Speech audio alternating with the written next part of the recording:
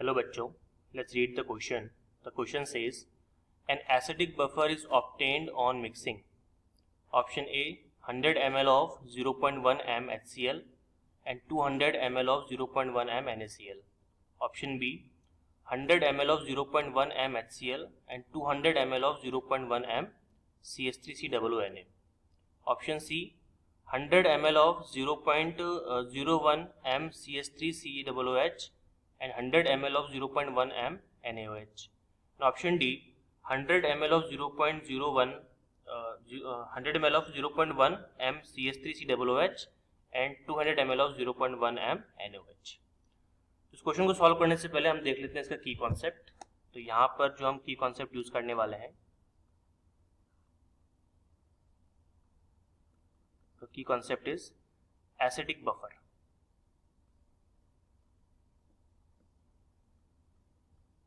Acidic buffer.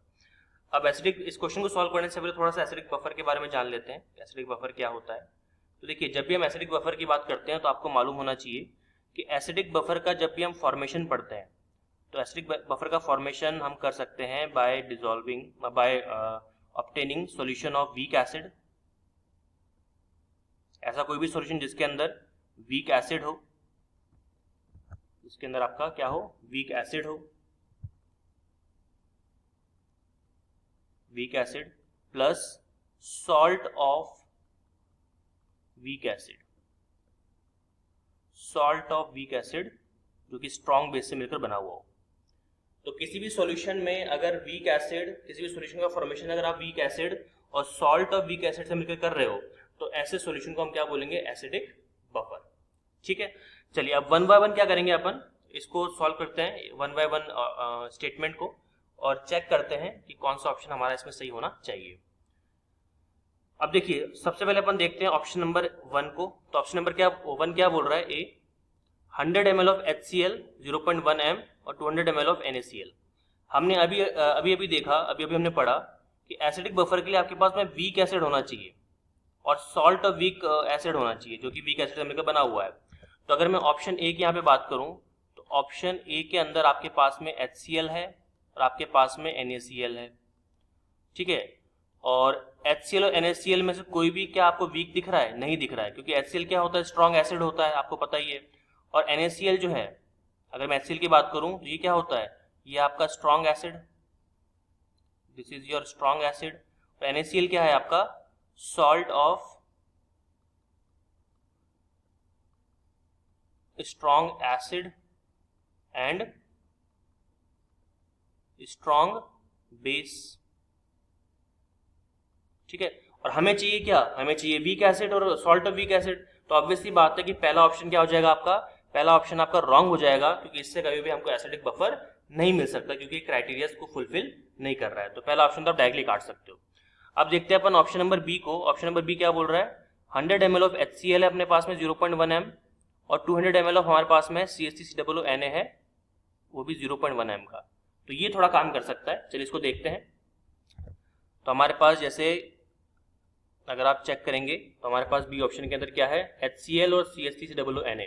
ठीक है, तो हम इसको लिख लेते हैं रिएक्शन को. तो HCl अपने पास में और CH3COONA. जब रिएक्शन होगी तो आपको पता ही है क्या होगा, एक तो आपको मिलेगा CH3COOH और साथ में आपको मिलेगा NaCl. ओके, अब यहाँ पे अगर आप ध्यान से देखें तो हमको कुछ डेटा गिवन है. HCl का हमको कंसंट्रेशन यहाँ पे दे रखा है, वॉल्यूम और कंसंट्रेशन, दैट इज 100 ml और 0.1 m. तो हम इससे क्या निकाल सकते हैं, इसके मिलीमोल्स निकाल सकते हैं. तो 100 इंटू 0.1 ये कितना हो जाएगा आपका, दैट इज 10 मिलीमोल्स.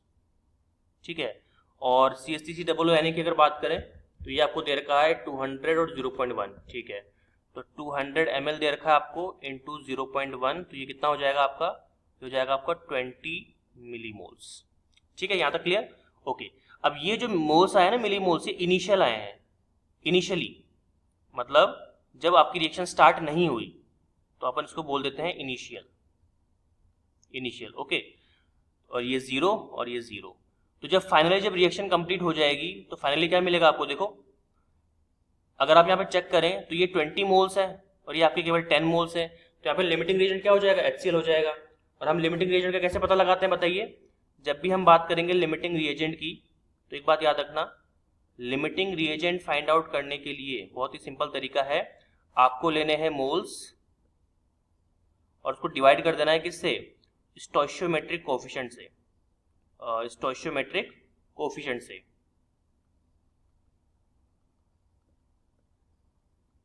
स्टोइचियोमेट्रिक कोएफिशिएंट, इससे आपको क्या कर देना है, डिवाइड कर देना है। एक बार इनको सही से लिख देता हूँ, स्पेलिंग थोड़ी सी विजिबल हो जाएगी आपको। मोल्स अपॉन स्टोइचियोमेट्रिक कोएफिशिएंट, ऐसे आप निकाल सकते हो लिमिटिंग रिएजेंट किसी भी मॉलिक्यूल का किसी भी रिएक्शन के अंदर। अब देखिए अगर मैं लिमिटिंग रिएजेंट की बात करूं यहाँ पे, तो अगर आप यहाँ पे चेक करेंगे तो HCl आपका यहाँ पे लिमिटिंग रिएजेंट है। क्यों, इसके मोल्स कितने हैं 10 मिलीमोल्स और इसके कोएफिशिएंट कितना है 1, इधर भी 1 और यहाँ पे भी 1, तो इसके कितने आ गए आपके लिमिटिंग रिएजेंट 10 आ गया, 10 डिवाइड बाई 1 10 और इसका 20 डिवाइड बाई 1 20, तो लिमिटिंग रिएजेंट क्या हो गया इसके अंदर आपका HCl। तो HCl should be your limiting reagent, इसको मैं शॉर्ट में लिख रहा हूँ LR, लिमिटिंग रिएजेंट हो गया ये, ठीक है। अब अगर ये लिमिटिंग रिएजेंट हुआ तो क्या होगा, ये कंप्लीटली कंज्यूम हो जाएगा, यानी कि 10 माइनस 10 इज इक्वल्स टू 0, ये क्या हो जाएगा 20 minus 10 is equals to 10 millimoles, ठीक है। और ये कितना बचेगा, ये कितना बनेगा 10 मिलीमोल्स और ये भी कितना मिलेगा आपको 10 मिलीमोल्स। अब देखिए जब रिएक्शन कंप्लीटली खत्म हो गई तो सॉल्यूशन में क्या क्या बचा अपने पास में, ध्यान से देखिए, ये तो कंप्लीटली फिनिश हो चुका है, इसको क्रॉस कर देते हैं। अब सॉल्यूशन में हमारे पास में बचा हुआ है ये,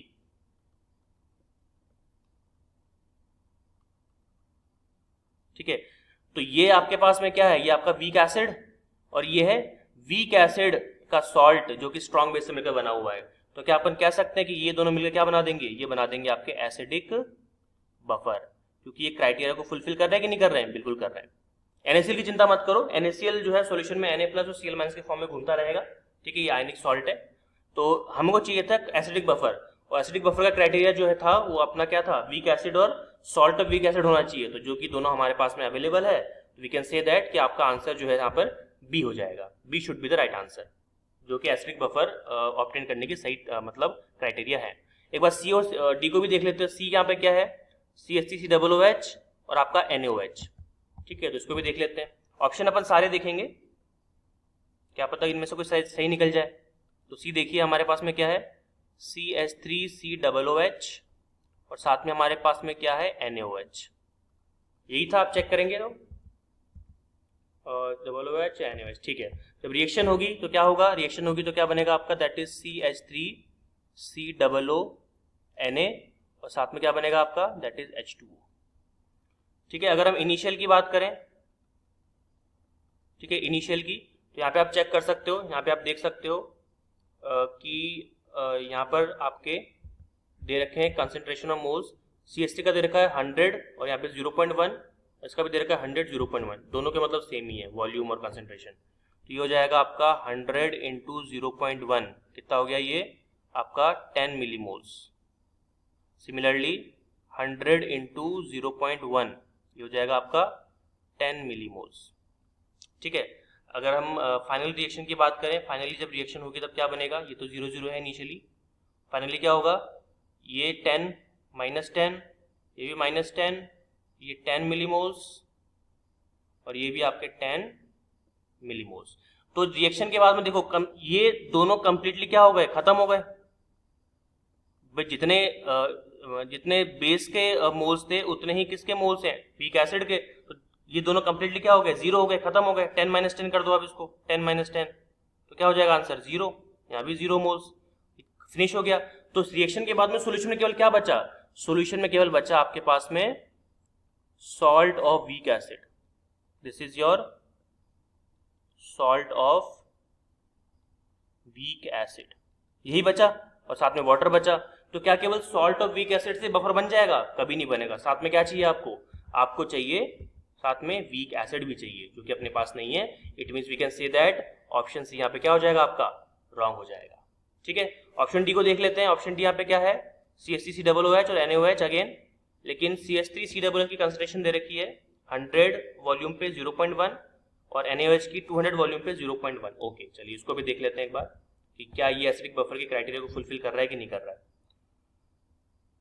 चलिए, तो डी हमारे पास में ऑप्शन है CH3COOH प्लस साथ में आपका NaOH, रिएक्शन होगी तो क्या मिलेगा आपको, सेम CH3COONA और साथ में आपका H2O। अब इनिशियल की अगर हम बात करें, इनिशियल मोल्स की, इनिशियल कंसंट्रेशन की, तो देखिए आपको पता ही है यहाँ पर क्या हो रहा है।